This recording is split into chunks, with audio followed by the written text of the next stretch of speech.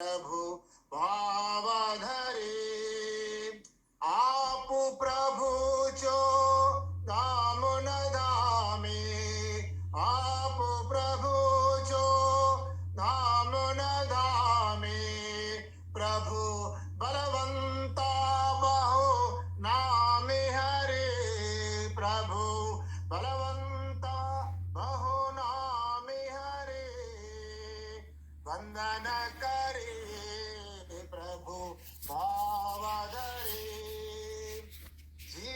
जीवानंतना मोक्षण आर्ते जीवानंतना मोक्षण आर्ते प्रभु अनादि अक्षर सातुलहे वंदन करे प्रभु भावधरे पुरुषोत्तम नारायण पोते पुरुषोत्तम नारायण पोते प्रभु प्रगट्या मानव देहधरे वंदन करे प्रभु भावधरे स्वामी गुणातीत अनादि अक्षर स्वामी गुणातीत अनादि अक्षर प्रभु पुरुषोत्तम सहजानंद जी वंदन करे प्रभु भावधरे यज्ञ पुरुषमा अखंड रहने यज्ञ पुरुषमा अखंड रहने प्रभु उपासना शुद्ध प्रकट करे वंदन करे प्रभु भावधरे भक्ति योजना मारो जीवना प्रभु रे जोरो में रोम भरे वंदन करे प्रभु भावधरे हे भक्त वात्सला करुणा सागरा हे भक्त वात्सला करुणा सागरा प्रभु विनती कर कर जोड़ी हरे प्रभु विनती कर कर जोड़ी रहे वंदन करे प्रभु भावधरे हेतु रहित भक्ति तव चरणे हेतु रहित भक्ति तव चरणे प्रभु दे जो तन मन धन दिहारे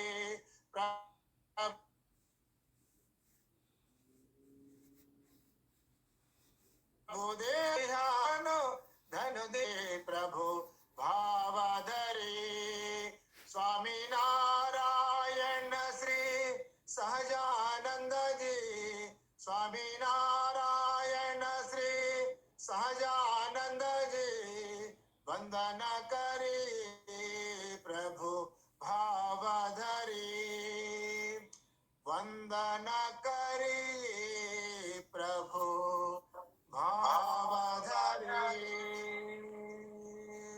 जय स्वामीनारायण भगवान की చాలా అద్భుతంగా పరమభక్తులు అంజయ్ గారు మనకి ఈ మక్తల నుంచి ప్రార్థన అందించారు. సభాముఖంగా వారికి ధన్యవాదాలు తెలుపుతూ ఇప్పుడు సభలో రవికాంత్ గారు మనకి స్తుతిగానాన్ని వీక్షిస్తారు.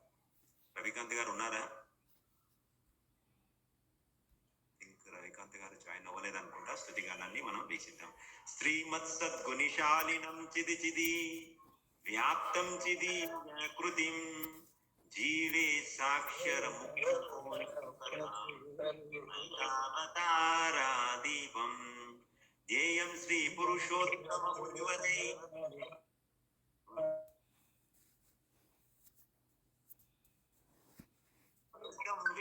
అందం చ ఓం సహనా सह वीर्यं करवावहै तेजस्विनावधीतमस्तु मा विद्विषावहै। ॐ शान्तिः शान्तिः शान्तिः।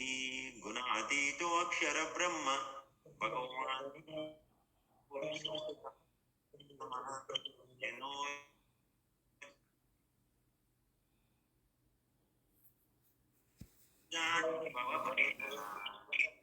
జయంతి జరుపుకుంటున్నాము. అందులో భాగంగా మనము ఈ వారం గురుహరి దర్శనంలో ప్రముఖ స్వామి గారి వీడియోని ద్వారా మనం తిలకిద్దాం.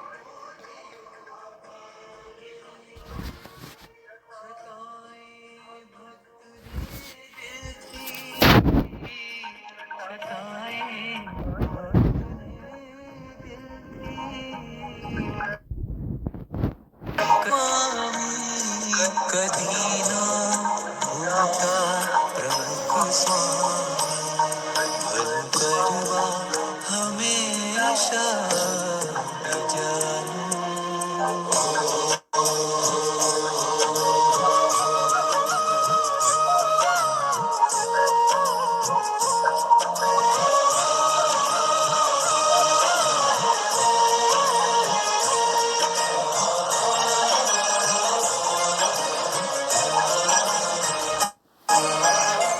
પત્રોની વણઝાર લખીને પત્રોની વણઝાર લખીને બનતા ફોન વડે છે તું ધરતા મમતા પ્રમુખ સ્વામી થઈને ભક્તો ના હેતુ સમર્પણ તણી યજ્ઞ વેદીમાં સમર્પણ તણી યજ્ઞ વેદીમાં જેણે આયખું દીધું જેણે આયખું દીધું કાર શું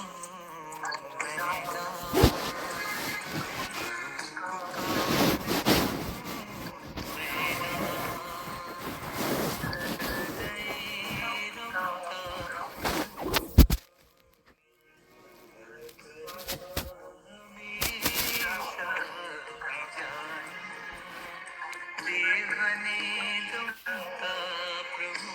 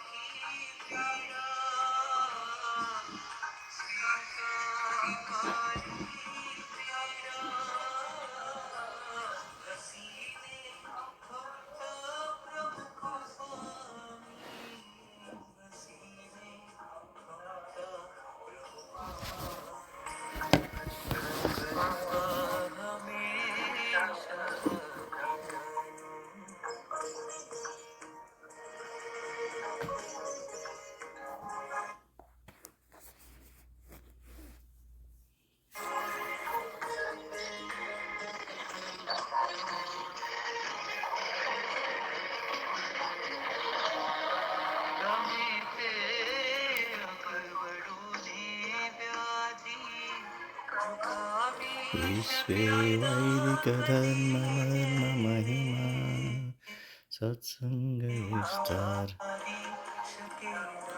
विश्वे वैदिकधर्ममर्ममहिमा सत्सङ्गविस्तारकम्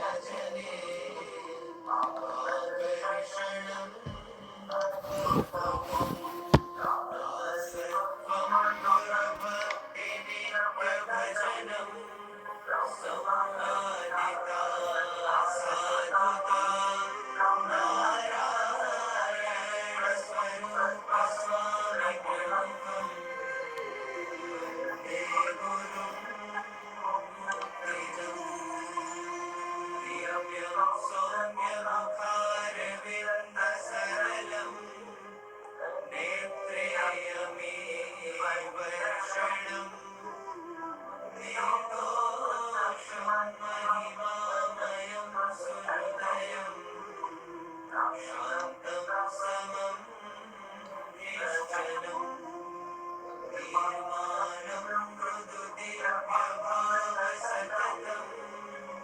वाणीशुभानिर्मला वन्दे केशवजीवनं मम गुरुं स्वामी महन्तं सदा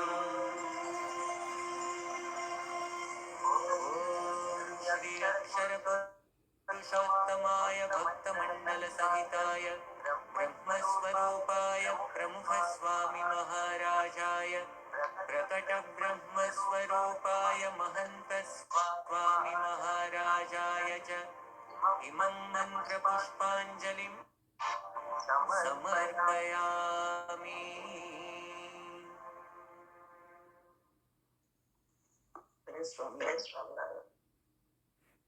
ఇప్పటివరకు మనము అద్భుతమైన ప్రముఖ స్వామి గారి వీడియోని ఆలకించాము. ఇప్పుడు మన సత్సంగము కార్యక్రమంలో భాగంగా కథామృతంకి చేరుకున్నాము. మన సభలో పరమ పవిత్రులు నరసింహారావు గారు వేచి ఉన్నారు. ఇవాళ మనకి అద్భుతమైన ప్రముఖ స్వామి గారి వాత్సల్యపూరితమైన ఆశీర్వాదాలు ఎలా భక్తులకు అందుతున్నాయో వారి పరమ భక్తులు నరసింహారావు గారు మొదలు పెట్టాల్సింది. స్వామినారాయణः సాక్షాత్ అక్షరపురుషోత్తమः సర్వేభ్యः పరమాం శాంతిం ఆనందం సుఖమర్పయేత్. అందరికీ జై స్వామినారాయణ. సత్పురుష గురువు యొక్క మహిమ అనాదిగా మన సనాతన ధర్మంలో శాస్త్రాల్లో లిఖించబడి ఉంది. దాని గురించి చాలా వరకు అవగాహన కూడా ఉంది. ఒకసారి నారద మహర్షి విష్ణుమూర్తిని అడుగుతాడు, భగవాన్,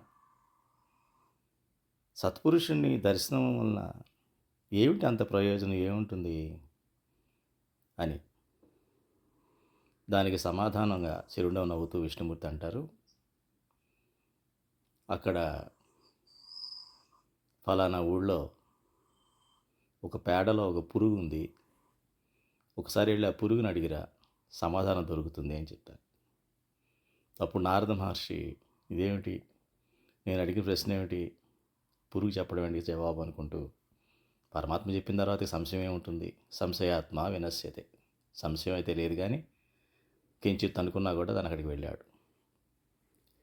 ఆ పురుగుని అడిగాడు, ఏమిటి, సత్పురుషుడిని దర్శనం చేసుకుంటే అంత మహిమ ఉందాం అని అంటే ఆ పురుగు వెంటనే చచ్చిపోయింది. ఇదేమిట్రా భగవంతుడా, నా వల్ల చనిపోయిందా ఈ పురుగు, ఈ పాప నాకు అంటుకుంటుందా అని భయపడుతూ మళ్ళీ పరిగెట్టుకుంటూ వెళ్ళి విష్ణుమూర్తి దగ్గరికి వెళ్తాడు.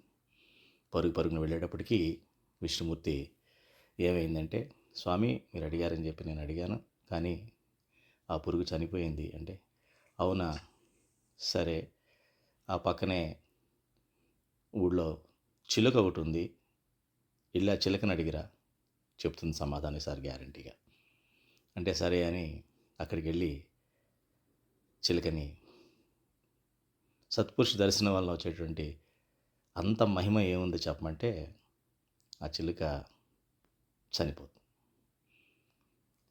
ఇది ఇంకా భయం వేస్తుంది. ఆల్రెడీ ఒక పురుగు చనిపోయింది, మళ్ళీ నేను అడిగితే మళ్ళీ చిలుక చనిపోయింది, ఏమిటిది అని చెప్పేసి మళ్ళీ ఇంకా పరిగెత్తుకుంటూ వెళ్ళి విష్ణుమూర్తి దగ్గరికి వెళ్ళి చెప్తే, అవునా అని ఆయన ఏమి తెలియనట్టుగానే మాట్లాడుతూ, సరే ఆ పక్క ఊళ్ళో ఒక లేగదూడ ఇప్పుడే పుట్టింది, నువ్వు వెళ్ళి ఒకసారి ఆ లేగదూడని అడుగు చెప్తుంది అని చెప్పేటప్పటికి సరే అని లేగదూడ దగ్గరికి వెళ్ళి అడగడం జరుగుతుంది. అడుగుతాడు నారద మహర్షి. వెళ్ళి అడిగితే అది కూడా చనిపోతుంది.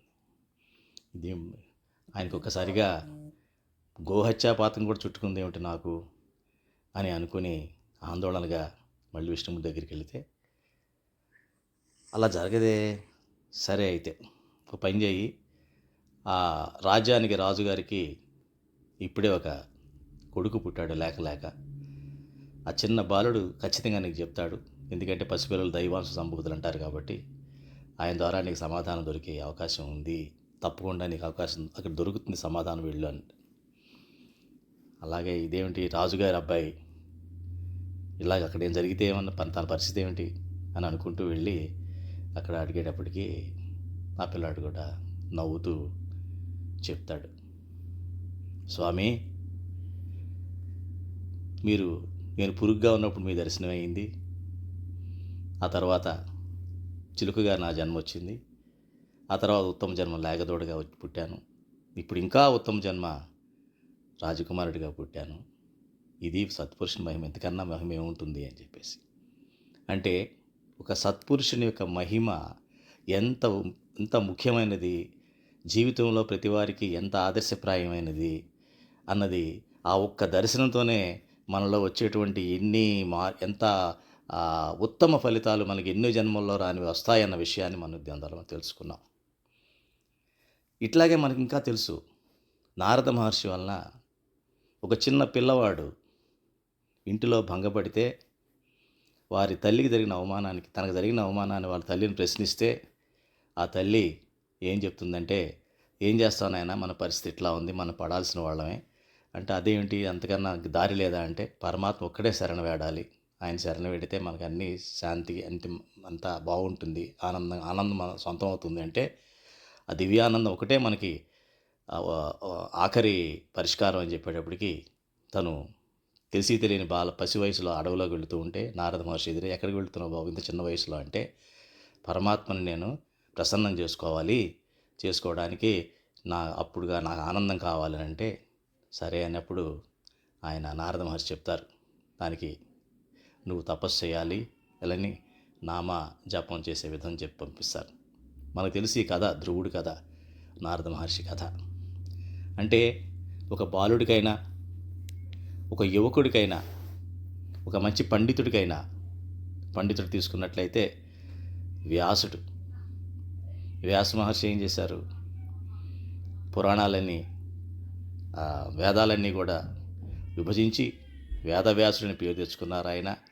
అటువంటి ఆయన కూడా ఎటువంటి మనశ్శాంతి లేకపోయేటప్పటికీ ఆయన చాలా ఉదాసీనంగా ఉన్న టైంలో నారద మహర్షి ఎదురై, ఏమిటి అంత ఉదాసీనంగా ఉన్నావునంటే, నాకైతే తృప్తి అనిపించట్లేదు, నాకేమీ బాగుండి కనిపించట్లేదు, ఇంత చేసినా కూడా ప్రజల్లో ఎటువంటి ఇది లేదు, ప్రజలకు చేరట్లేదు అవన్నీ కూడా, వాళ్ళలో ఎటువంటి ఇది అనేటప్పటికీ అప్పుడు నారద మహర్షి ఉద్బోధ చేస్తారు, భాగవతం రాయమని చెప్పి. అంటే ఒక పండితుడైన వారికి కూడా ఒక సత్పురుషుడి యొక్క సలహా, ఒక సత్పురుషుడి యొక్క దిశానిర్దేశం ఎంత అవసరమో మనకి అందరికీ పరిచితమే. నేను మళ్ళీ ఇంకోసారి గుర్తు చేయడానికి ప్రయత్నించాను. కాబట్టి అలాగే మనకి పరమాత్మ స్వయంగా భగవద్గీత ద్వారా ఒక విద్యాసమైనటువంటి వ్యక్తి తన యొక్క బాధ్యతను నిర్వర్తించడంలో ఉదాసీనత వ్యక్తపరిచినటువంటి వ్యక్తికి గీతబోధ కూడా చేశారు. ఆయన కూడా జగద్గురు అని కూడా ఆయన పేరు తెచ్చుకున్నారు. ఈ పరంపరలో ఈరోజు మనం మన అక్షర బ్రహ్మ ప్రముఖ స్వామి మహారాజు వారి జన్మదినాన్ని 104వ జన్మదినోత్సవం జరుపుకుంటున్న సందర్భంగా మరి అటువంటి సత్పురుష కోవకు చెందినటువంటి అక్షరమూర్తి ప్రముఖ స్వామి మహారాజు గారి గురించి, వారు చేసిన దిశానిర్దేశం యువకులకి ముఖ్యంగా ఎట్లా చేశారు అని కొన్ని ప్రసంగాల్ని మనం తెలుసుకుందాం. ఇందులో భాగంగా మరి ఇప్పుడే మన అష్టక నుంచి వారి గురించి వారి గుణగణాల గురించి తెలుసుకోవడం మన బాధ్యత. అందులో చెప్పారు, విశ్వే వైదిక ధర్మం మర్మ మహిమ సత్సంగ విస్తారకం. ప్రముఖ స్వామి మహారాజు వారి యొక్క మహిమ ఏమిటి అని స్థూలంగా మనం తెలుసుకున్నామని ప్రయత్నిస్తే, విశ్వమంతా కూడా వైదిక ధర్మం యొక్క మర్మాన్ని, మహిమని సత్సంగ విస్తారకం ద్వారా మనకు తెలుసు. ఇవాళ అమెరికాలో ఉన్నటువంటి అక్షరధామ్ కావచ్చు, ఆస్ట్రేలియాలో ఉన్నటువంటి సిడ్నీలో ఉన్నటువంటి అన్ని చోట్ల కూడా 5 ఖండాల్లో కూడా ఇవాళ అన్ని మందిరాలు ఉన్నాయంటే మరి ప్రముఖ మహారాజు వారి సంకల్ప బలమే. వాత్సల్యం కరుణ అహో జనజనే, వీరు వారని లేకుండా, తరతమ భేదాలు లేకుండా ప్రతి వ్యక్తి మీద, ప్రతి మనిషి మీద కూడా ఆయనకి వాత్సల్యం, కరుణ, అపారమైన వాత్సల్యం, అపారమైన కరుణ ఉన్నటువంటి ఆకర్షణం అద్భుతం. ఇప్పుడే మన వీడియోలో చూసాం ఆ యొక్క దివ్యమూర్తిని. ఆకర్షణం, అద్భుతమైనటువంటి ఆకర్షణ ఆయన సొంతం. ఈ గుణగణాల వలన ఆయన సొంతం. దాసత్వం, ఇంత ఉండి కూడా దాసత్వం, గురుభక్తి నిత్యం భజనం. ఆయనకు ఉన్నట్టు గురుభక్తి, నిత్య భజనం, ఎప్పుడూ భజనే. ఈ విషయంగా ఢిల్లీలో అక్షరధామ్ కట్టినప్పుడు, దాని యొక్క ప్రారంభోత్సవానికి వచ్చినప్పుడు అందరూ అడిగారు, స్వామి ఈ ప్రాజెక్ట్ చాలా సక్సెస్ఫుల్ కంప్లీట్ చేశారు, 5 సంవత్సరాలు కంప్లీట్ చేయగలిగారు, చాలా అద్భుతం. మరి ఈ ప్రాజెక్ట్ అయిపోయింది కదా, తర్వాత మీ ప్రాజెక్ట్ ఏంటి అని అంటే ఆయన ఒకసారి నవ్వి, మాకంటూ ఏం ప్రాజెక్ట్ ఉండదు, ఇవన్నీ సెకండరీగా వస్తూ ఉన్నాయి తప్ప మా మెయిన్ ప్రాజెక్టు భగవంతుని భజన చేయడమే, అంతకుమించి ప్రాజెక్ట్ వేరే మాకు లేదు, మేము భక్తులం మాత్రమే అని చెప్పడం జరిగింది. అందుకని దాసత్వం, గురుభక్తి, నిత్య భజనం. అక్షరధామ్ కూడా ఎందుకు కట్టారు? తన గురువుగారి యొక్క సంకల్పం, యోగీజీ మహారాజు వారి సంకల్పం, యమునా నది పక్కన మన అక్షరధామ్ రావాలి అని చెప్పేసి ఆయన సంకల్పాన్ని పూర్తి చేసేటువంటి శిష్యుడిగా ఆయన పనిచేశారు తప్ప తన కోసం తన సంకల్పాన్ని ఎప్పుడు కూడా ఆయన చెప్పలేదు. నిత్య భజనం, సంవాదిత సాధుత, ఎప్పుడూ సాధుత్వంతోనే ఆయన ఉండేవారు. నారాయణ స్వరూప స్వామి ప్రముఖం వందే గురుం ముక్తిదం. అటువంటి ముక్త స్వరూపుడు, మన జీవన్ముక్తిని చేయగలిగినటువంటి మహిమ, శక్తి, సామర్థ్యం కలిగినటువంటి ప్రముఖ మహారాజు వారి యొక్క సలహా సంప్రదింపులు ఎవరికి లభించాయో, వారి జీవితంలో ఏ రకంగా వారు బాగు చేసుకున్నారో మనం ఇవాళ తెలుసుకుందాం. పదనిర్దేశకులు ప్రముఖ స్వామి మహారాజు వారు. ఒకసారి అట్లాదరాలో విరాజమైనటువంటి ప్రముఖ స్వామి మహారాజు గారికి ఒక యువకుడి నుంచి ఫోన్ వచ్చింది. అతను చాలా పెద్ద తప్పు చేశాడు జీవితంలో, చెప్పుకోలేని తప్పు ఏదో చేశాడు. అతను సత్సంగానికి చెంది ఉన్నాడు, మన బిఏబి స్వామినారాయణ సత్సంగానికి చెంది సత్సంగి అయినా కూడా తెలుసు మన సత్సంగంలో ఉన్నటువంటి నియమనిష్టలు, ధర్మ నియమాలు ఇవన్నీ మనకి తెలుసు. వాటిలో ఏదో ఒకటి అతిక్రమించి తనకు తప్పు చేయడం జరిగింది.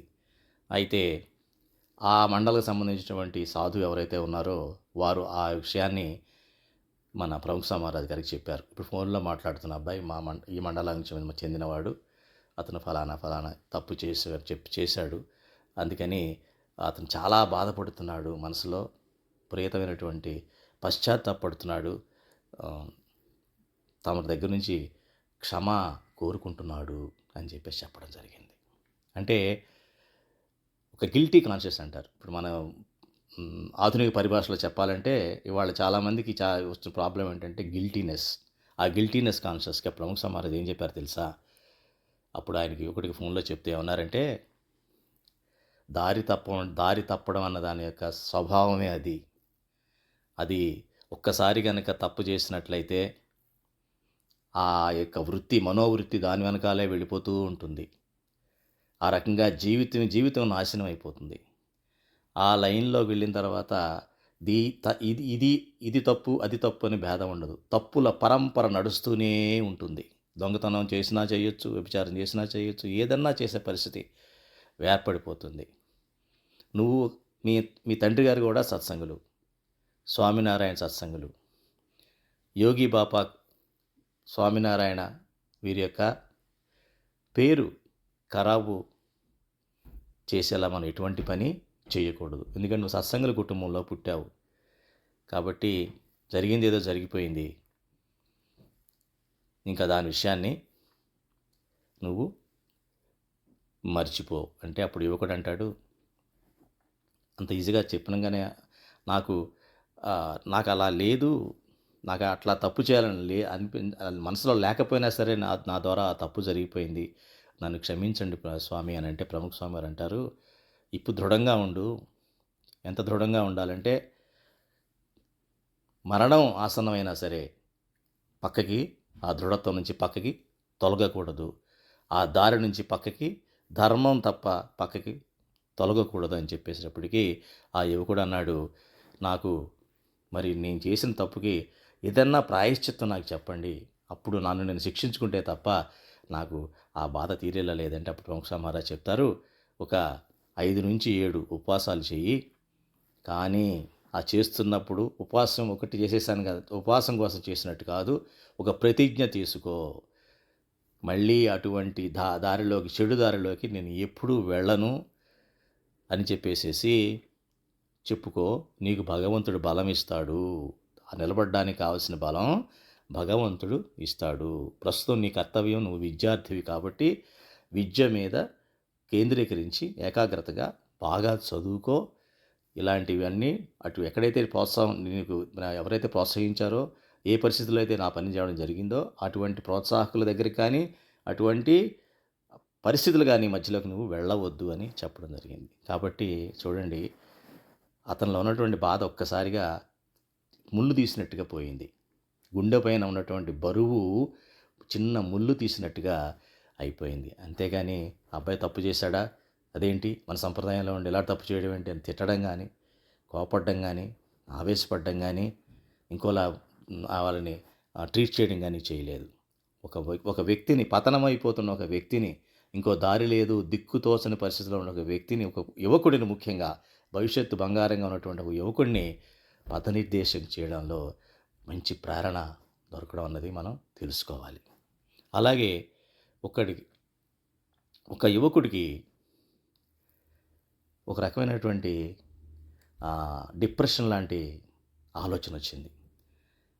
ఎట్లాంటి ఆలోచన అంటే, నేను ఏ పనికి ఉపయోగపడను, నేను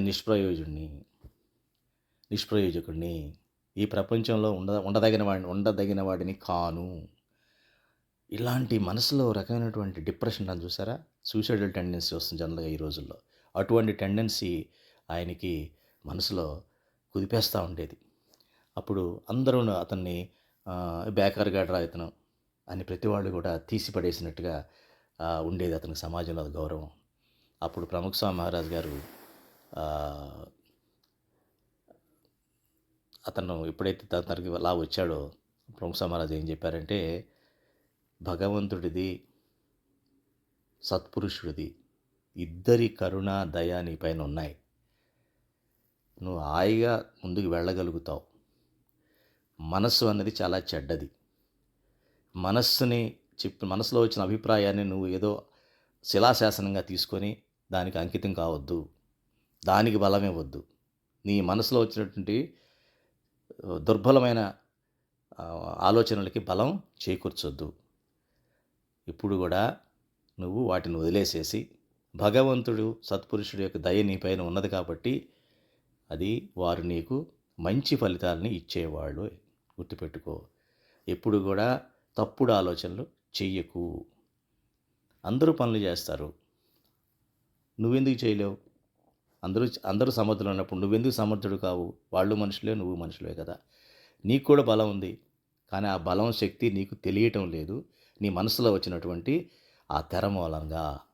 కాబట్టి మనుష్యులు తలుచుకుంటే ఏదన్నా చేయగలరు, కాకపోతే ఆ చేయడానికి కొంత సమయం పడుతుంది, సాధన అవసరం. కాబట్టి ఆ సాధనలో మనం నిమగ్నమై ఉండాలి.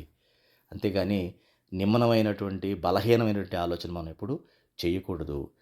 అంతేగాని నువ్వేం చేయాలంటే, మనసులో ఒక సంకల్పం పెట్టుకో, నేను అందరినీ బాగోగులు నేనే చూడాలి, అలాగే భగవంతుడి యొక్క సందేశాన్ని, భగవంతుడి యొక్క భజనని చాలామందికి నేను చేర్చాలి, ఆ శక్తి నాకు కావాలి, ఆ శక్తి నాలో ఉంది అని చెప్పేసి నువ్వు గ్రహించేలాగా భగవంతుని వెనకాల ఉంటాడు.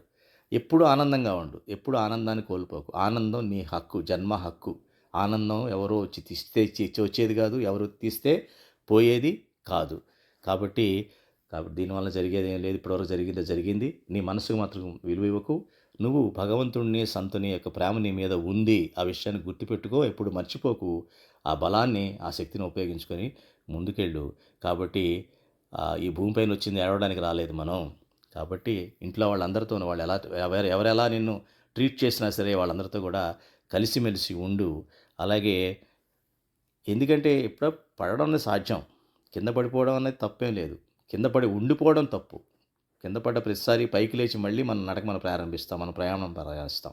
అంతేగాని పడ్డాను కదా అని చెప్పి అక్కడే ఉండిపోయి మనం ఇప్పుడు కూడా ఉంటామా? ఉండం కదా అని చెప్పారనమాట. కాబట్టి తప్పు జరిగినంత మాత్రాన సరిదిద్దుకోకూడదు అని ఏమీ లేదు. తప్పు చేయడం అంత మానవ సహజం. అలాగే మన మనసులో ఎటువంటి నిష్ప్రయోజనమైన ఆలోచనలు, బలహీనమైన ఆలోచనలు రానివ్వద్దు. నీకు ఎందుకంటే భగవంతుడి యొక్క, సత్పురుషుని యొక్క దయ, ప్రేమ నీ మీద ఉన్నాయి అని చెప్పేటప్పటికీ ఇది మరి శ్రీకృష్ణుడు అర్జునుడు చెప్పిన గీత లాంటిదే కదండి. మరి అర్జునుడు అన్నీ ఉండి కూడా నేనేమి చేయలేను, నా వల్ల కాదు, అన్ని అస్త్రాలు శస్త్రాలు ఉండి అంత ధైర్యవంతుడయ్యి ఒక రకంగా చెప్పాలి లోకాలకే వీరుడైనటువంటి అర్జునుడు పక్కనే శ్రీకృష్ణ పరమాత్మ లాంటి భగవంతుడు పక్కనున్నా కూడా తాను అశక్తుడిగా ఫీల్ అయింది. ఇలా అయినప్పుడు చిన్న భగవద్గీత లాంటిదే ఇది కూడా కదా. ఉదాసీనంగా ఉన్నటువంటి ఒక యువకుడిని ప్రేరేపించి తనకి బలాన్ని, శక్తిని, జీవితానికి సరిపడేటువంటి బలాన్ని, శక్తిని ఇచ్చారు అంటే మన చూడండి మన సత్పురుషి గురు యొక్క మహిమ. అలాగే ఒకసారి ప్రముఖ స్వామి మహారాజ్ వారు ఏంజల్స్లో ఉన్నారు, లాస్ ఏంజల్స్లో ఉన్నారు. అప్పుడు ఒక యువకుడు ఏడ్చుకుంటూ ఈయన దగ్గరికి వచ్చాడు. వచ్చి, స్వామి, నేను ఇన్నాళ్ళు సత్సంగం చేస్తూ ఉన్నాను, నియమపాలన కూడా చేస్తూ ఉన్నాను, కానీ నా యొక్క పనిలో నేను ఎక్కడైతే ఉద్యోగం చేస్తున్నానో అందులో కానీ నేను ఏదైనా వ్యాపారం చేసినా కూడా నాకు ఎక్కడా సఫలత అన్నది రావడం లేదు. ఆ సఫలత రాకపోయేటప్పటికీ ఇప్పుడు ఏమనిపిస్తుందంటే మన యొక్క సంప్రదాయం ధర్మంలో కూడా ఈ సంప్రదాయం యొక్క ధర్మంలో కూడా మనం నేను కొనసాగలేకపోతున్నాను. ఈ సంప్రదాయం మీద నాకు ఆసక్తి కూడా తగ్గిపోయింది అని చెప్పేసి, తగ్గిపోతోంది రోజు రోజుకి అని చెప్పడం జరిగింది. అయితే అప్పుడు చూడండి ఎట్లా ఉందో. సంప్రదాయానికి ఎందుకు వస్తాం మనం? భగవంతుని ఎందుకు ఆశ్రయిస్తాం? సత్పురుషుని ఎందుకు ఆశ్రయిస్తాం? ఇందాక మనం చెప్పిన ఉదాహరణలన్నీ చూసినట్లయితే మనకు తెలుస్తుంది. మనకు జీవితంలో ఎక్కడో చోట ఒక సలహా ద్వారా మన జీవితాన్ని మెరుగుపరుచుకోవడానికి, లేదు జీవితాన్ని బాగు చేసుకోవడానికి, ఇంకా ముందుకు వెళ్ళడానికి మనం ఉపయోగించుకుంటాం.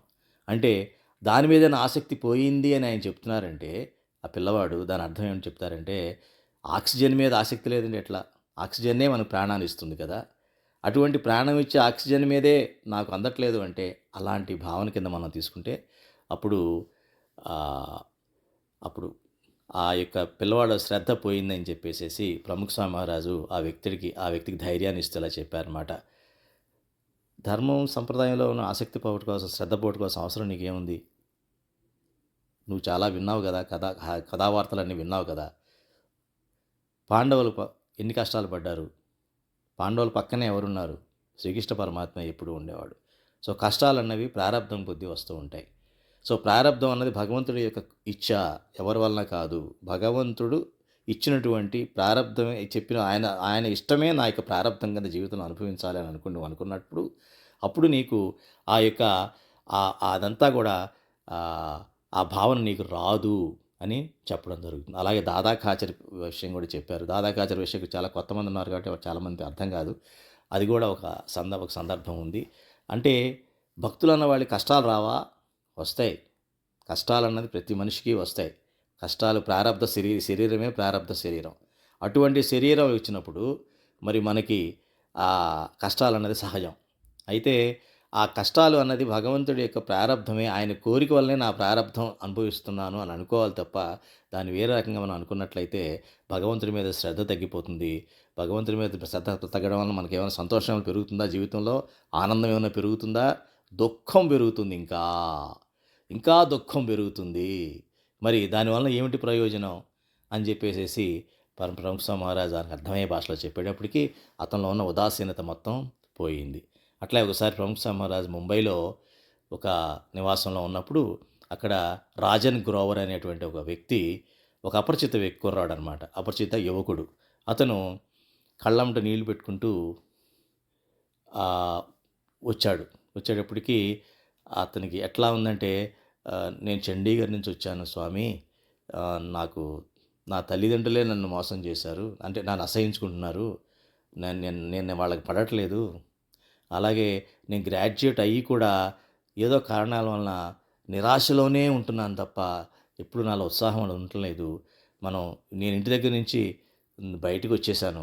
వచ్చినా కూడా నాలో దుఃఖమే దుఃఖం, దుఃఖమే దుఃఖం, దుఃఖమే దుఃఖం ఉంది తప్ప నాకేమి దిక్కు తోచడం లేదు. ఏం చేయాలి స్వామి అని అంటే ప్రముఖ స్వామి మహారాజు ఆయన నిరాశను చూసి ఒక్కసారి కరుణారస హృదయుడు కాబట్టి ఆయన కళ్ళు చెమర్చాయి కూడా. ఆయన అప్పుడు ఏమన్నారంటే, నువ్వు ఎటువంటి చింత పెట్టుకోవద్దు, ఎటువంటి చింత అన్నది నీ మనసులో రానివద్దు. భగవంతుడే అందరికీ మాతాపిత, పరమ పిత, పరమ మాత. తెలుసుగా, త్వమేవ మాత చ త్వమేవ పిత అని మనకు తెలుసు. కాబట్టి ఆయన మాతాపితగా నువ్వు భావించు. అలాగే నీ యొక్క చింతలన్నీ భగవంతుడికి అప్పచెప్పేసాయి. నీవు చేయాల్సిన పని మాత్రం చేస్తూ ముందుకు వెళ్ళిపో, అంతే తప్ప ఆ బరువు మోసుకుంటూ పనుల్లో చెయ్యొద్దు అని చెప్పి అప్పుడు ఆ అబ్బాయికి సరైన ఉద్యోగం ఇప్పించడంలో కూడా ఆయన సహాయం చేస్తూ ఈ అబ్బాయిని మనం సెటిల్ చేయాలి అని చెప్పేసి పక్కన సాధువులు కూడా చెప్పి నా అనిపించుకొని తనకి స్వాంతన చేకూర్చారు. కొంతమందికి స్వాంతన అవసరం, కొంతమందికి ఆందోళన నుంచి బయటపడేయాల్సిన అవసరం, కొంతమందికి ఆ 4 రోడ్ల కూడల్లోకి వచ్చి ఇటు వెళ్ళాలో తెలియనటువంటి నిర్దేశకత్వం ఏదన్నా కావచ్చు.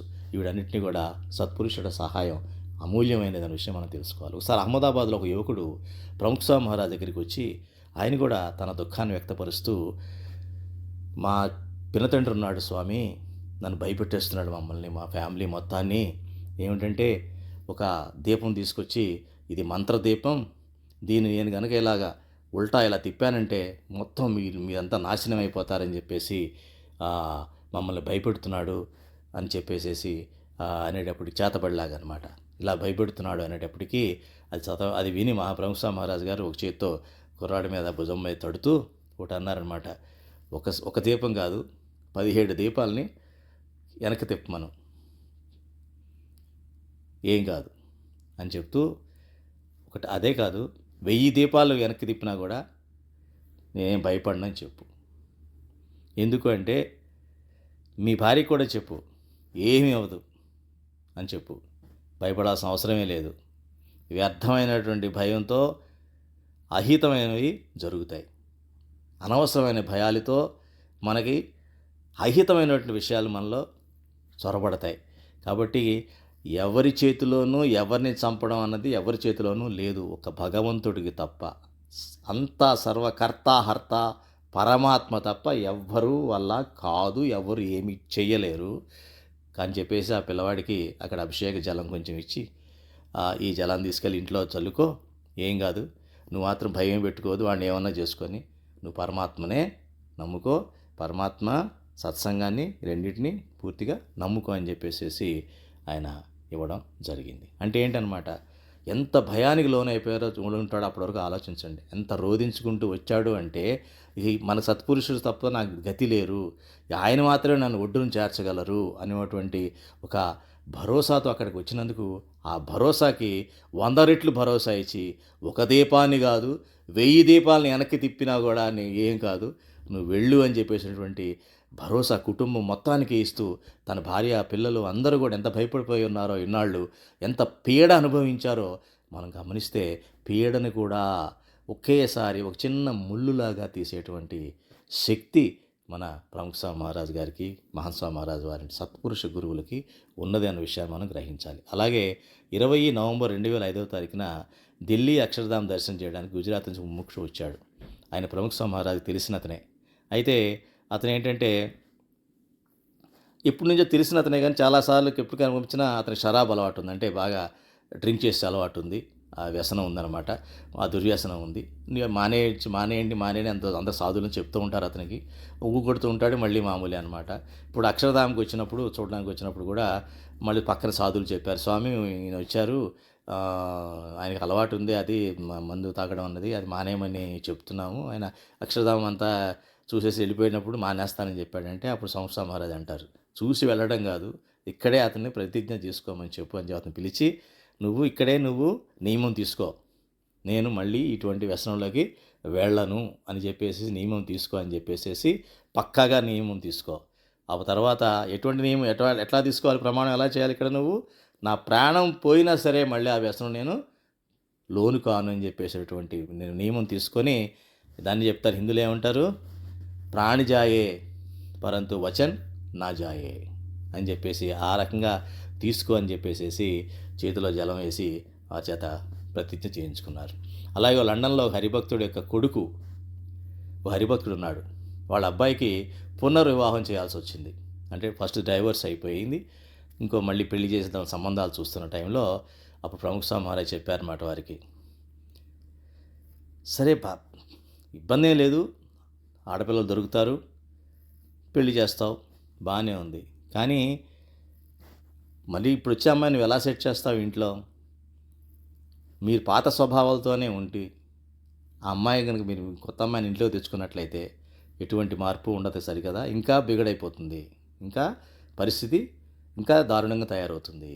కాబట్టి ముందు మనం మన స్వభావాలను మార్చుకొని వచ్చిన అమ్మాయిని ఈ ఇంట్లో సెట్ అయ్యేలాగా మనం మార్చుకొని తనకి ఆ యొక్క సమయాన్ని ఆ యొక్క ప్రేమని మనం అందించగలిగినాడు తను అప్పుడు ఇంకో అమ్మాయిని మనం తెచ్చుకోవచ్చు. కానీ ఏమీ లేకుండా ఒక అమ్మాయిని నేను తెచ్చుకుంటాను, ఇంకో అమ్మాయిని మా అబ్బాయికి కోడలుగా మా అబ్బాయికి భార్యని తీసుకొస్తాను అంటే ఉపయోగం లేదు. కాబట్టి నెమ్మదిగా వచ్చిన పిల్లకి ప్రేమతో ఉత్సాహంతో ఆవిడకి ఇచ్చిన సమయాన్ని ఇస్తూ మీరు మీ స్వభావాలను తగ్గించుకుంటూ ఇంతకుముందు ఏమైనా జరిగిన పొరపాట్లు ఏమంటే ఆ స్వభావాలనే వస్తాయి. కాబట్టి ఆ స్వభావాలను కూడా తగ్గించుకుంటూ నెమ్మదిగా ఉన్నట్లయితే తప్పకుండా ఆ పిల్ల మీలో సెటిల్ అవుతుంది. అప్పుడు అటువంటి పరిస్థితి మీరు అనుకున్నాడు, తప్పకుండా మీరు లగ్నం చేయండి అని చెప్పారన్నమాట. మనం ఎప్పుడు ఏం చేస్తామంటే ఇతరుల స్వభావాలు సెట్ చేద్దామని చూస్తాం, కానీ మన స్వభావాలు సెట్ చేసుకోవాలి అనుకోము అని చెప్పి కూడా ఆయన చెప్పడం జరిగింది. అంటే చూడండి, ఒక సముద్రంలో దారి తప్పినటువంటి ఓడలకి ఏ దారి దిక్కు ఉండదు. అడిగితే చెప్పేవాడు ఉండడు, భగవంతుడి దేవుడే దిక్కు అనే టైంలో ఉంటుంది సముద్ర యానం. అటువంటి పరిస్థితిలో ఉన్నవాళ్ళని కూడా, జీవితంలో అటువంటి పరిస్థితిలో ఉన్నవాళ్ళని కూడా మన ప్రముఖ స్వామి మహారాజు ఈ రకంగా సత్యమైనటువంటి, ఆదర్శమైనటువంటి, నిజమైనటువంటి, యథార్థమైనటువంటి మార్గనిర్దేశనం చేసి ఉన్నారు. ఇలాంటి ఎన్నో ప్రసంగాలు ఉన్నాయి. కాబట్టి మనం 3-4 ప్రసంగాలు తీసుకున్నాం. ఆయన జన్మ జయంతి సందర్భంగా మంచి వీడియో కూడా చూసాం, వారి గుణగుణాలను తెలుసుకున్నాం. సత్పురుషుడి యొక్క సలహా సంప్రదింపులు, దర్శనం మాత్రం చేత ఎటువంటి మహిమ జరిగిందో కూడా తెలుసుకున్నాం. అటువంటి ప్రముఖ స్వామి మహారాజు యొక్క దీనితో, వారి యొక్క సలహాతో, వారి యొక్క ఇచ్చినటువంటి సలహాలతో ఎంతోమంది జీవితాలు బాగు చేసుకొని ఈరోజు ప్రపంచంలో వాళ్ళు ఆనందంగా ఉండడానికి అవకాశం దొరికింది. కాబట్టి ఈ రకంగా మనం ప్రముఖ స్వామి మహారాజు ఇప్పుడు లేరు కదా అని అనుకోవచ్చు. ఇప్పుడు మహాస్వామి మహారాజులో వారు అఖండంగా నెలకొని ఉన్నారు. ప్రముఖ స్వామినారాయణ భగవాన్, అలాగే ప్రముఖ స్వామి మహారాజు కూడా. మరి మహాస్వామి మహారాజు వారి మహిమలు కూడా ఇలాగే ఎన్నో ఉన్నాయి ప్రసంగాలు. మరి సమయం వచ్చినప్పుడు, సందర్భం వచ్చినప్పుడు తప్పకుండా ఆ ప్రసంగాలను కూడా మనం షేర్ చేసుకుంటూ మనం ఆ సత్పురుష గుణాతీత అక్షర బ్రహ్మల యొక్క ప్రకట గురువుల యొక్క ఆశ్రయం పొందుదాం, వారి అనుగ్రహాన్ని పొందుదాం, వారి ఆజ్ఞాపాలనని మనం పాటిద్దాం. ఆ రకంగా మన జీవితాన్ని సార్థకం చేసుకుందాం. ఈ అవకాశాన్ని ఇచ్చినందుకు అందరికీ ధన్యవాదాలు. జై స్వామినారాయణ.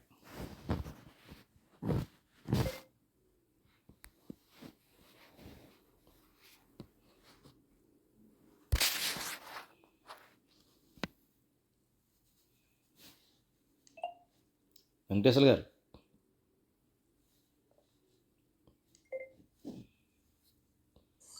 లక్ష్మణ్ గారు. లక్ష్మణ్, హలో. మీరు చెప్పి కంటిన్యూ చేయండి. వెంకటేశ్వర గారు ఆయన అక్కడ లేనట్టున్నారు.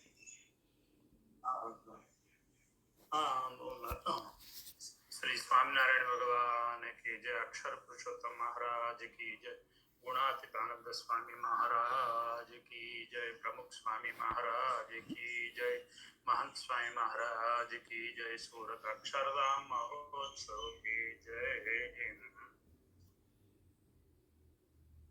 మనము ఈరోజు సభలో పరమ పూజ్య బ్రహ్మస్వరూపులైన ప్రముఖ స్వామి మహారాజు గారి యొక్క 104వ జన్మ జయంతిని ఉత్సవంగా మన సభలో జరుపుకుంటున్నాం.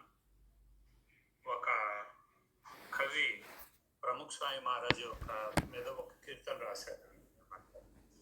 గణు జీవో జీవన ఆధార నారాయణ స్వరూప తమే, గణు జీవో జీవన ఆధార నారాయణ స్వరూప తమే. నారాయణ స్వరూపం అంటే ఆయన సాధు దీక్ష ఇచ్చిన తర్వాత ఆయన పేరు నారాయణ స్వరూప్ దాస్ అని శాస్త్రీజీ మహారాజ్ గారు ఆ నామకరణం చేశారు. కానీ శాస్త్రీజీ మహారాజ్ గారు బిఏపిఎస్ సంస్థకి అధ్యక్షులుగా ఈ ప్రముఖ నారాయణ స్వరూప్ దాస్ నియమించారన్నమాట 21 మే 1950 సంవత్సరంలో. అప్పటి నుంచి ఆయన ప్రముఖ్ అని అంటే గుజరాతీలో ప్రముఖ్ అంటారు, ఇంగ్లీష్ లో ప్రెసిడెంట్ అంటారు అనమాట. అందువల్ల అందరూ ఇంకా ప్రముఖ్ స్వామి మహారాజ్ అను ఆయన నారాయణ స్వరూప్ దాస్ కి నిక్నేమ్ పడిపోయింది అనమాట. ఆ ప్రముఖ్ స్వామి మహారాజు సత్పురుషుడు యొక్క మహిమదంతా చెప్తూ కూడాను నారదుల వారి ప్రసంగం కూడా మన నరసింహరావు గారు చెప్పారు. తర్వాత వచ్చి శాస్త్రాల్లో చెప్పబడిన సత్పురుషుళ్ళు, ఆ సత్పురుషుడు యొక్క మహిమ, తర్వాత వచ్చి ఆ సత్పురుషుడు ప్రముఖ్ స్వామి మహారాజ్ ఏ విధంగా ఒక సత్పురుషుడుగా ఆయన యువకులకు కూడా ఏ విధంగా దారి చూపించేవారు, సత్సంగులందరికీ దారి చూపించేవారు. చాలా ప్రసంగాలు కూడా మనకి ఈరోజు అద్భుతంగా చెప్పారు అన్నమాట. కానీ ఇదిగో జన్మ జయంతిలో అందరూ ప్రముఖ్ స్వామి మహారాజ్ గారి ఎప్పుడు జన్మించారు అని అంటే ఇంగ్లీష్ క్యాలెండర్ ప్రకారం 7 డిసెంబర్ 1921 ఇంగ్లీష్ క్యాలెండర్ ప్రకారం. మన హిందూ క్యాలెండర్ ప్రకారం ఏమంటే మార్గశిర మాసంలో శుక్లపక్షం అష్టమి రోజు అన్నమాట. 2 రోజుల క్రితమే వెళ్ళిపోయింది అది. ఆ ఉత్సవం కూడా అద్భుతంగా అహ్మదాబాద్ లో మహాన్ స్వామి మహారాజ్ గారు సాన్నిధ్యంలో కూడా జరిగింది అన్నమాట. కానీ అందరు జన్మ జయంతిలు జరుగుతూ ఉంటాయి, అందరూ బర్త్డే పార్టీలు చేసుకుంటుంటారు. ఇప్పుడు యాక్చువల్ గా ప్రముఖ్ స్వామి మహారాజ్ గారు లేరు, దేహంగా ఆయన స్వదేహంగా లేరు కదా, కానీ ఆయన జన్మ జయంతిని మనం జరుపుకుంటున్నాం. ఎందుకోసం మెయిన్ తెలుసుకోవాల్సిన పాయింట్ అన్నమాట. ఇప్పుడు మనమే కాబట్టి జరుపుకుంటుంది అనమాట. ప్రపంచవ్యాప్తంగా ఆయన జన్మ జయంతి జరుపుకుంటున్నారు. ఎందుకు అని అంటే ఈ గురు పరంపరలో ఆది గురువు అనంటే స్వామినారాయణ భగవాన్ యొక్క అఖండ ధారకుడైన అక్షర బ్రహ్మ గుణాత్మానంద స్వామి ఒక మహిమ చెప్పారు అన్నమాట. అలాంటి సత్పురుషుడు మహిమ ఏంటంటే ఆయన గుజరాతీలో శబ్దం చెప్తానది మోటా పురుషున గుణగాన గావాకి జీవ్ బ్రహ్మరూప్ థాయేశారు.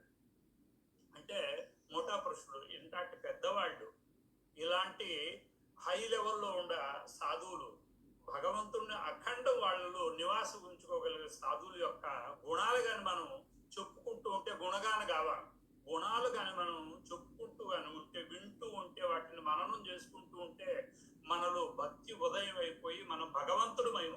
అంటే మన నిరంతరం కళ్ళు మూసుకున్నా, కళ్ళు తెరుచుకున్నా, నడుస్తున్నా, వెళుతున్నా, పడుకున్నా మొత్తం భగవంతుడే మనకు కనపడుతుంటాడు అనమాట. అంటే భగవంతుడు మనలో స్వయంగా నివాసం కలుగుతాం అనమాట. ఆ స్థితికి వస్తాము. దాన్నే కృష్ణ భగవానుడు బ్రాహ్మ స్థితి అని చెప్పారు. అదే మన శాస్త్రాల్లో అక్షర బ్రహ్మ అని చెప్పారు. అదే మన శాస్త్రాల్లో పర్యాయప్రదంగా బ్రహ్మ రూపం అవటం అనేది చెప్పారు అనమాట. అంటే స్వామినారాయణ భగవాన్ కూడా ఏం చెప్పారంటే మీరు ముక్తి పొందాలంటే ముందు బ్రహ్మరూపం అవ్వాలి.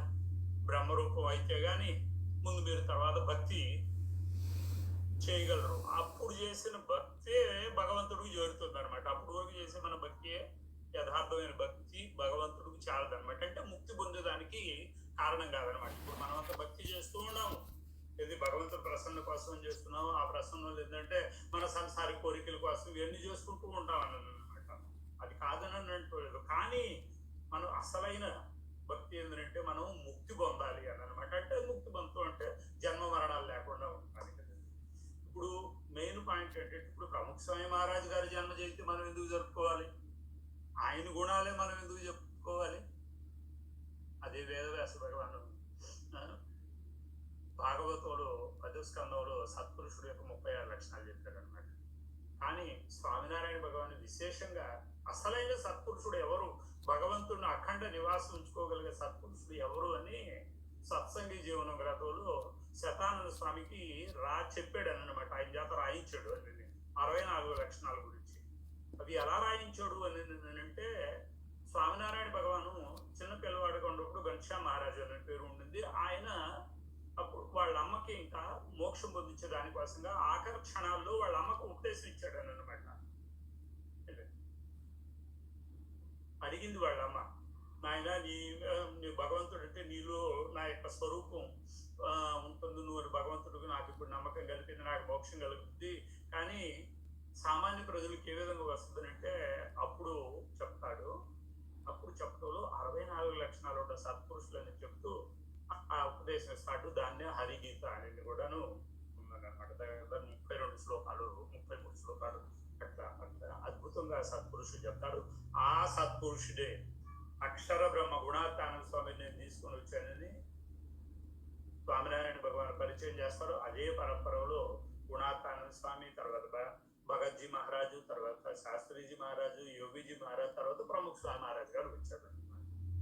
శాస్త్రీజీ మహారాజు గారు ఇప్పుడు చూస్తే వాళ్ళు చూడండి, పుట్టినప్పటి నుంచి వాళ్ళ లక్షణాలు తెలిసి ఒక ప్రసంగంగా తెలుసుకున్నామని అనుకోండి, మనకి అర్థం అవుతుంది. ప్రముఖ స్వామి మహారాజు వాళ్ళ స్వగ్రామం ఏంటంటే బరోడా దగ్గర 17 కిలోమీటర్ల దూరంలో చాన్సద్ అనే ఒక గ్రామం ఉంది.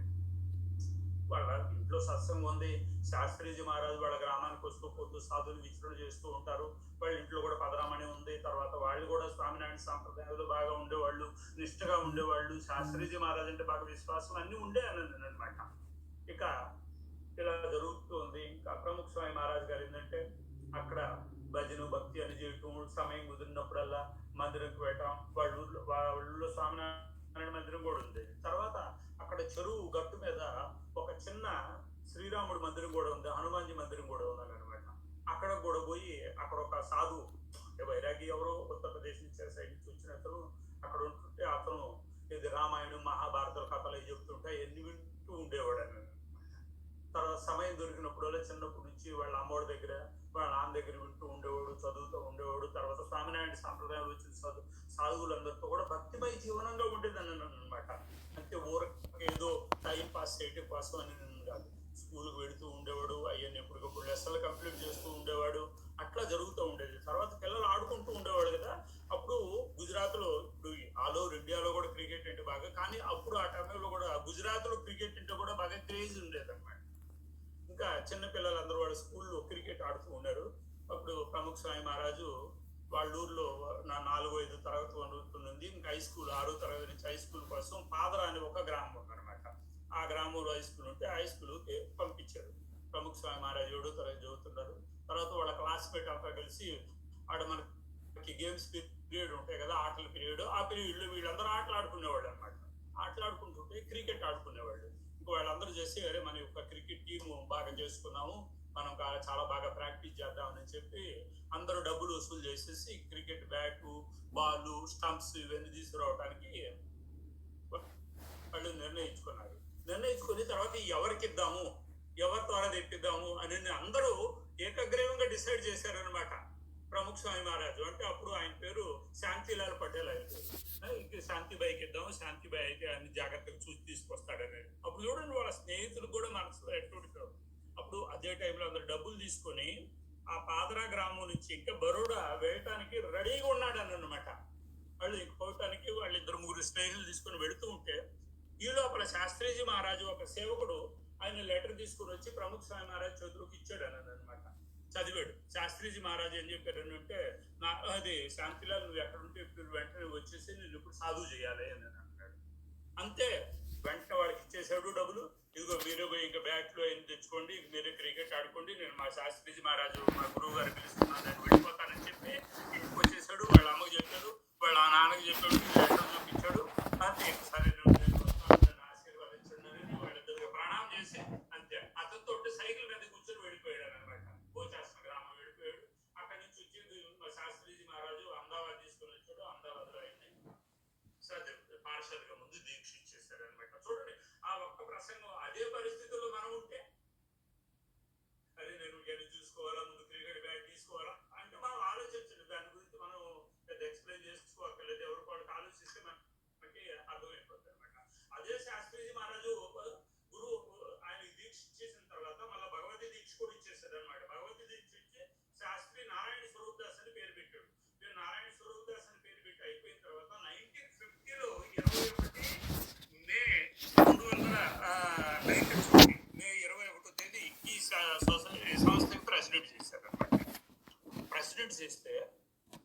అప్పుడు ఆయన ప్రతిజ్ఞ చేశారనమాట, నా కంఠంలో ప్రాణం ఉన్నంత వరకు ఈ దేహాన్ని ఈ సంస్థ కోసం కుర్బానీ చేస్తాను. ఆ ప్రతిజ్ఞ చూడండి. మనము మహాభారతంలో భీష్మ పితామహుడు చేసిన ప్రతిజ్ఞ చూస్తా ఉన్నట్టు. ఆయన భీష్ముడు అని కాదు, యాక్చువల్ పేరు వేరే ఉండేది. దాన్ని ఆ భీష్మించడం, దాని సంస్కృతంలో ప్రతిజ్ఞ చేయటం అనమాట. అందుకనే ఆయన భీష్ముడు అని అంటారు. అలా నిక్నేమ్ పడిపోయింది అనమాట. అదేవిధంగా ప్రముఖ స్వామి మహారాజు ఆయన లాస్ట్ శ్వాస వరకు ఈ శరీరంతో ఉన్నప్పుడు ఈ శరీరాన్ని సత్సంగం కోసం ఆయన యాహోం చేశారన్నమాట.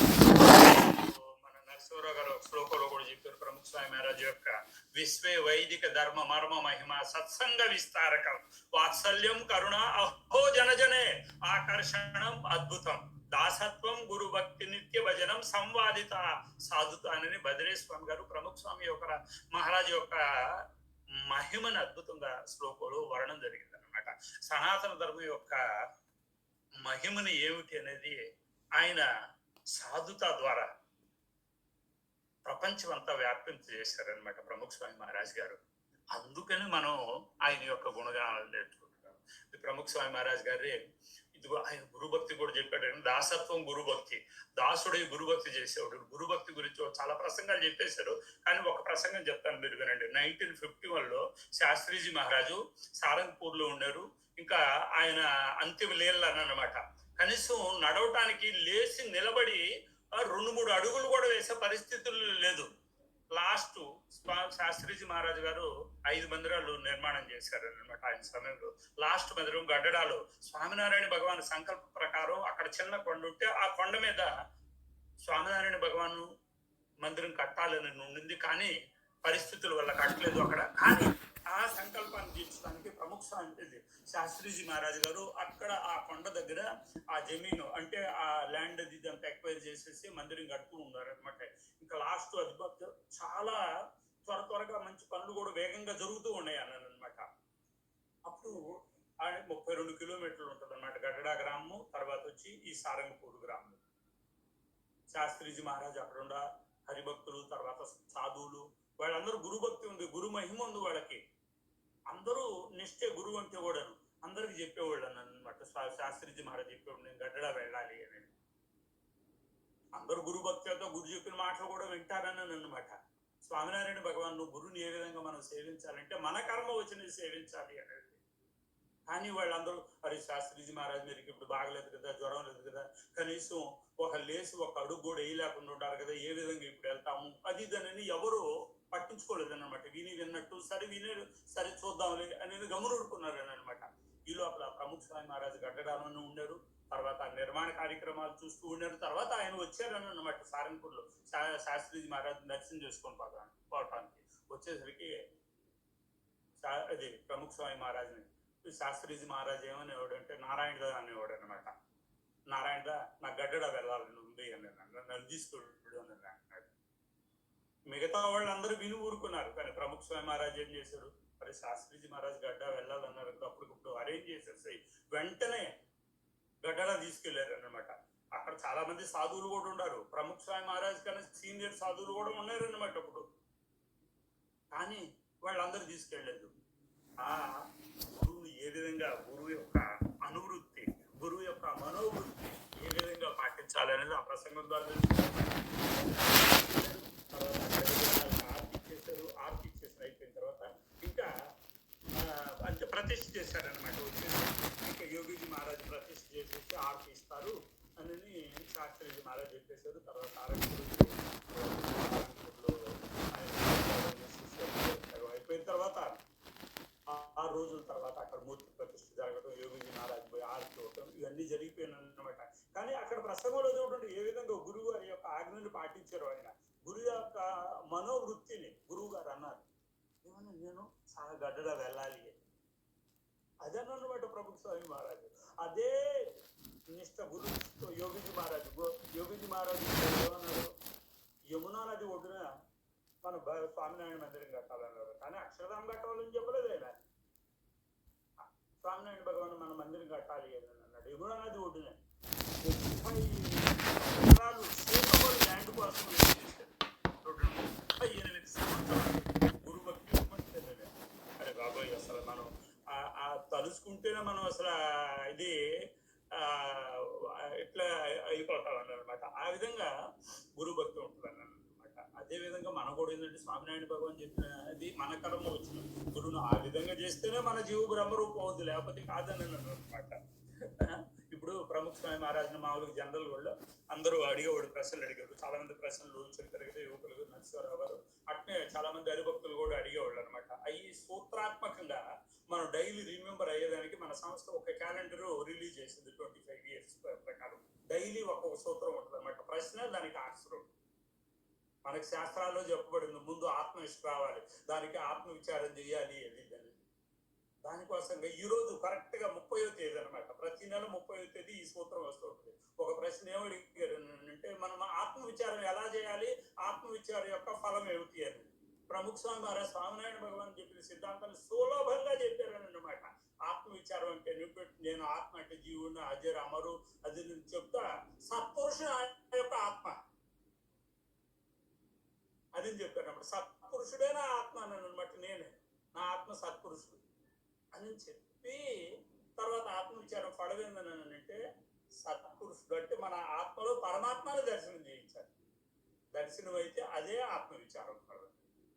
అంటే మనం ఏ గురువును సేవిస్తామో, మనం ఏ గురువుతో సమాగం చేస్తామో ఆ గురువు మనలో ఉన్న పరమాత్మని మనం దర్శనం చేయించగలిగే స్థితికి తీసుకొస్తారు అన్నమాట. అటువంటి ఆయన ప్రముఖ స్వామి మహారాజు. అందుకనే ఆయన మనం గుణాలను మనం వర్ణించుకుంటా ఉన్నాం, వింటూ ఉన్నాం, మనం చెప్పుకుంటూ ఉన్నాం, మననం చేసుకుంటూ ఉన్నాం అన్నమాట. స్వామినారాయణ భగవాను కార్యాన్ని 8వ వచనామృతంలో ఒక అద్భుతమైన ముక్తానంద స్వామి ఒక ప్రశ్న అడుగుతారు అనమాట.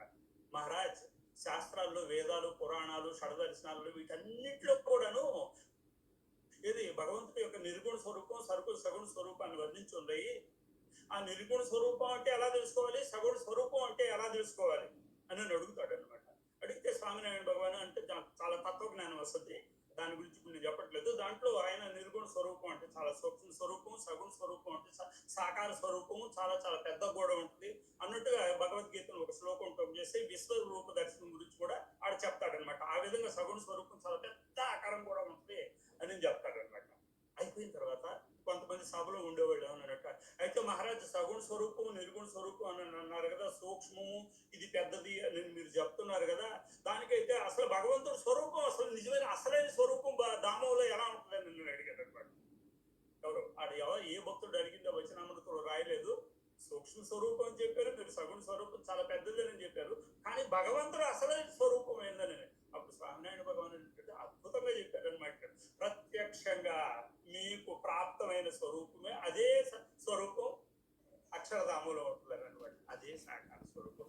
ఆ స్వరూపంలోనే మీరు మనసు లగ్నం చేసి మన కర్మ భగవంతుడి యొక్క ఆజ్ఞలు పాటించాలి, సేవించాలి, సమాగం చేయాలి. స్వామినారాయణ భగవాన్ చెప్తుంటూ అటువంటి స్వరూపం అనమాట. ఎవరు? ప్రముఖ స్వామి మహారాజు. ఆ ప్రముఖ స్వామి మహారాజు ఇప్పుడు మానస్వామి మహారాజులు ఉన్నారు. మానస్వామి మహారాజు ఇది ఆయన సద్గురువుగా ఉన్నప్పుడు ప్రముఖ స్వామి మహారాజుని అసలు ఏమి మహిమ చెప్పేవాడు అంటే ఎంత జోరుదారుగా చూసారా, మనం AK-47, 47 నుంచి బుల్లెట్స్ ఎలా వస్తుంటాయి అలా చెప్పేవాడు అనమాట. ఒకరోజు సూరతులు చెప్పాడు అనమాట. అసలు మన ప్రముఖ స్వామి మహారాజుని మనం సమాగం చేయటం లేదండి. మరి బాజీ మూడ అన్నట్టు చూసావా, ఆకుకూరలు కూరగాయలు కొన్నట్టుగా అయినట్టు మనల్ని కోరికలు కొడతా ఉంటాం ఆయన దగ్గర. మాకు పిల్లలు లేరు, మాకు డబ్బులు ఇవ్వండి, మాకు బిల్డింగ్ రాలేదు, మాకు నౌకరీ రాలేదు, అదే అసలుగానే మర్చిపోతాము. మీరు వ్రతదాన తప్ప దాన క్రియలు ఎన్నైనా చేయండి సాధనలో, నథింగ్ యువర్ గోయింగ్ టు, అసలు చేయాల్సింది మీరు మర్చిపోతున్నారు. ఆ సత్పురుషుడు ఎవరు, ఆ సత్పురుషుడు గుణాలు తెలుసుకుని మీరు నిరంతరం మనకైనా ప్రాప్తాన్ని తెలుసుకుంటేనే అప్పుడే మోక్షం అవుద్ది. అప్పుడు దాకా మీకు ఏమీ కాదు.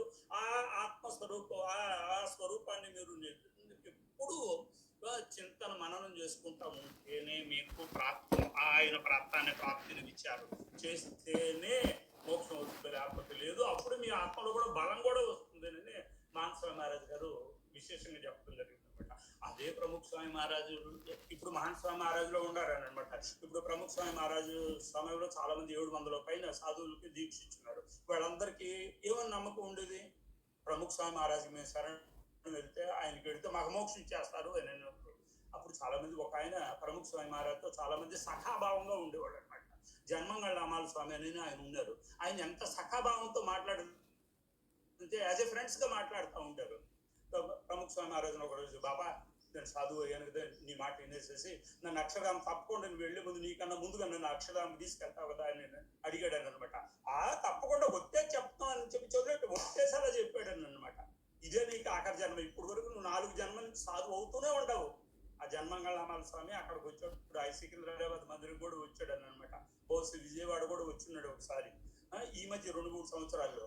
తర్వాత అయితే ఇది 2016-13 ఆగస్టు రోజు ప్రముఖ స్వామి మహారాజు గారు దేహం వదిలేసేశారు. తర్వాత ఆయనకి వచ్చేసింది అనమాట. ఇది మహాన్ స్వామి మహారాజు గారు గురు స్థానంలోకి వచ్చారు. ఇది ప్రముఖ స్వామి మహారాజు గారు 2012-20 జూలై రోజు లెటర్ మీద రాసి పెట్టాడు. ఆ తర్వాత గురు స్థానంలో ఈయన మహాన్ స్వామి మహారాజు అని చెప్పి ఆయన డిసైడ్ చేసేసి ఇన్ రిటర్న్ డాక్యుమెంట్ క్రియేట్ చేసి ఇచ్చేసాడు అనమాట సంస్థకి. అయితే వచ్చారు, డిక్లేర్ అయిపోయింది. డాక్టర్ స్వామి గారు 14 ఆగస్టు రోజు డిక్లేర్ చేశారు. ఇప్పుడు మన గురువు ఎవరంటే మహాన్ స్వామి మహారాజు గారని. తర్వాత విచారణ జరుగుతూ ఉంది. తర్వాత 2 సంవత్సరాల తర్వాత ఒకరోజు అహ్మదాబాద్ వచ్చారు. అహ్మదాబాద్ వచ్చిన తర్వాత అదే టైంలో జన్మంగళామాల స్వామిలు కూడా ఆయన వచ్చినాడు అహ్మదాబాద్లో. వెళ్ళి మహాన్ స్వామి మహారాజుకి అయితే అందరూ భోజనం దర్శనం మొత్తం అయిపోయింది అని బాబా నేను ఖాన్గీక అంటే నేను పర్సనల్గా ఒక వ్యక్తి ఒక మాట మాట్లాడాలన్నాడు. అయితే ఏంది అని నేను అన్నాడు.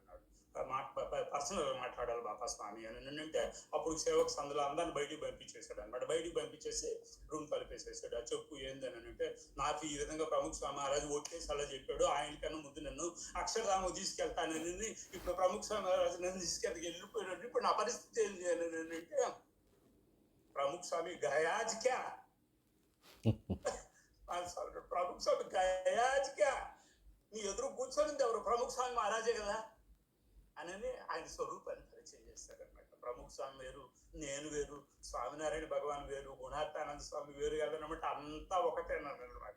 అందుకని మహాన్ స్వామి మహారాజు ప్రాప్తిని గురించి చెప్తారనమాట.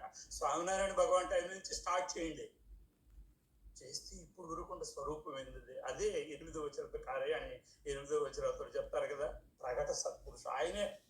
ఆ విశ్వాసం ఆ నమ్మకం కానీ కుదిరిందని అంటే మన ఈ శరీరం వదలకుండానే అక్షరధామలో ఉండ సుఖాన్ని అనుభవిస్తాం అన్నమాట. శ్రీ స్వామినారాయణ భగవానికి జై. ఇప్పటివరకు అద్భుతంగా పరమభక్తులు నరసింహరావు గారు మరియు పరమభక్తులు వెంకటేశ్వరరావు గారు మనకి అద్భుతమైన ప్రముఖ స్వామి గారి కథామృతాన్ని వినిపించారు. సభాముఖంగా వారికి ధన్యవాదాలు తెలుపుతూ ఆఖరిగా ఆన్లైన్ ద్వారా మనకు హారతిని